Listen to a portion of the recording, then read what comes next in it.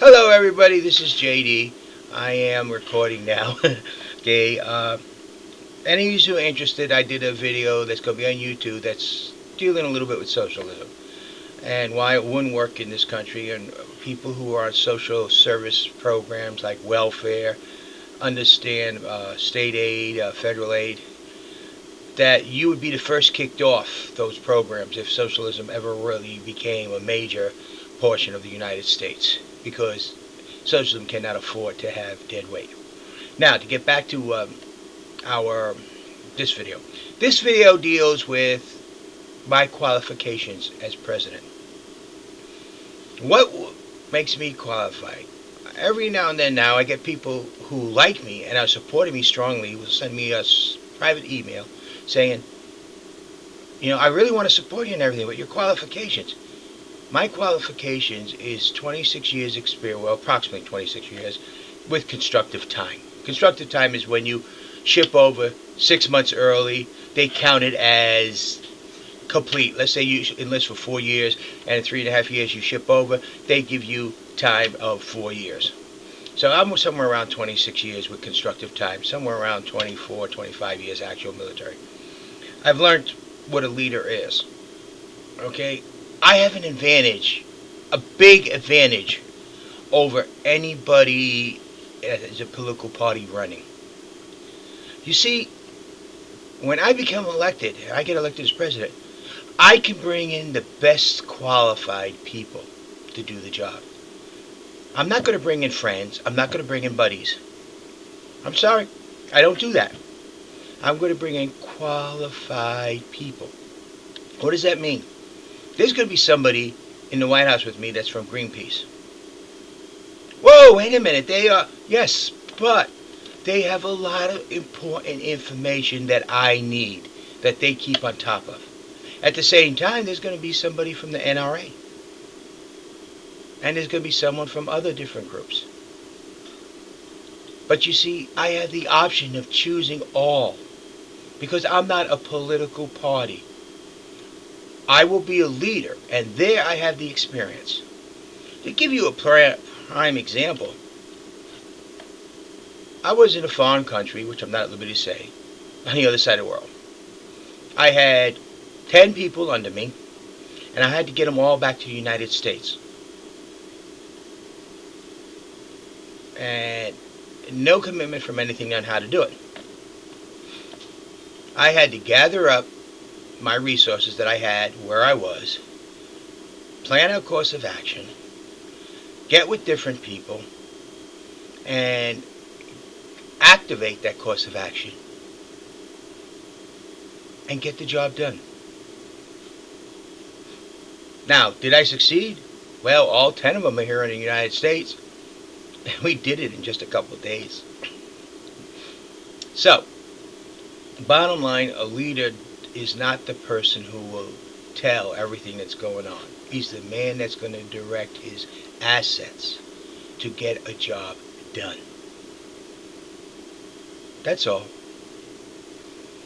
But a good leader will ensure his assets are appropriate for the job. See, Obama uses, I ran a successful political campaign. Yes, but his campaign, the people that were there doing the job were already selected for him.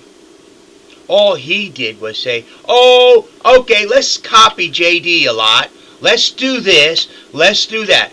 Actuality, he exhibited very little leadership. Actually, what he is. And I said I would show you. Now, 2008, I made a mistake. I will never make that mistake again. My vice president caused my votes, every single one, to be discarded, including the one I wrote in. Now, I tell you, I did receive a phone call the day after the election from the Libertarian Party telling me that I did get, as a write-in, over 8,700,000 votes. But to this day, I cannot even find my write-in vote in the state of Virginia. I don't know if it's real, or I don't know if it's not. All I know is my write-in vote and my wife's write-in vote that should have been James D. Cravo, is not there. But this is about leadership. This is about getting the job done. I have the total advantage of being able to bring together a group of people that believe in the Constitution of all different walks of life, of all different experiences. Not from a particular small, select organization, like either the Republican or Democrat Party, but from the whole country.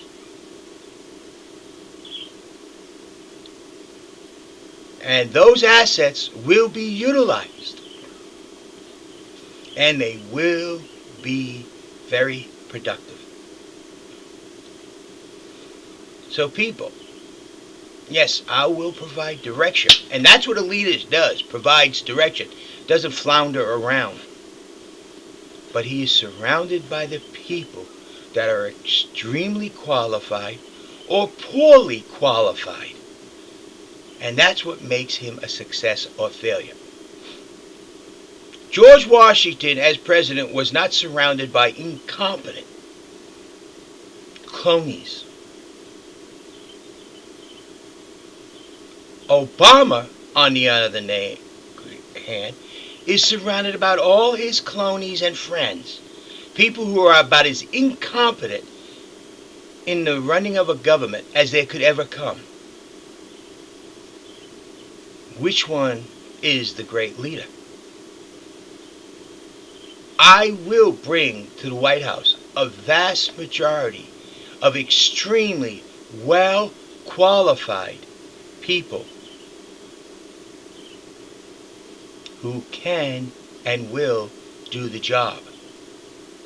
And we shall change the course of our country from this giant megalith of a cancer and stream it down and make the state stand up for their individual rights and privileges for each people, as well as the state to govern itself. And Congress will hate us for the first year. But after that, they will realize we are for the people and the Constitution of the United States. And we believe that, no, the Constitution doesn't restrict our government.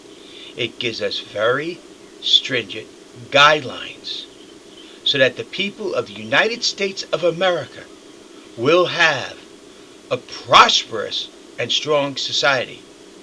So next time you say, is this man qualified, say, if he brings the right team together, and they won't be friends, he will probably be remembered as one of our most powerful presidents, our most constitutional president, because that's what I'm going to bring to the White House. You, the people, and only the best qualified people to do the job. I have the ability to lead, and I will tell you that. But I'm not the expert on every single matter and every single part of our government. But there are people out there who are. And they will be in the White House with me. You will have probably the most qualified presidential group ever assembled since possibly the era after George Washington, Thomas Jefferson, John Adams, James Adams, James Monroe, that had been in the White House, because I belong to no particular group. You have a nice day. And that's one reason why I refuse to join any. Because there will be people from the Libertarian Party, people from the Republican Party, people from the Democrat Party, people from the Greenpeace Party, people from all different walks of life and different views. And together, we will be the leadership of our nation, defending your individual rights and privileges, streamlining our government, reducing our deficit, redoing the tax programs. There's a lot of work ahead of us and a lot that needs to be done. And we will and shall do it. There's nothing impossible. Believe me, I know that from past experiences. I've heard that too many times only to prove it can be done. And I'm here because the job must be done. And it will be done. Thank you. This is JD.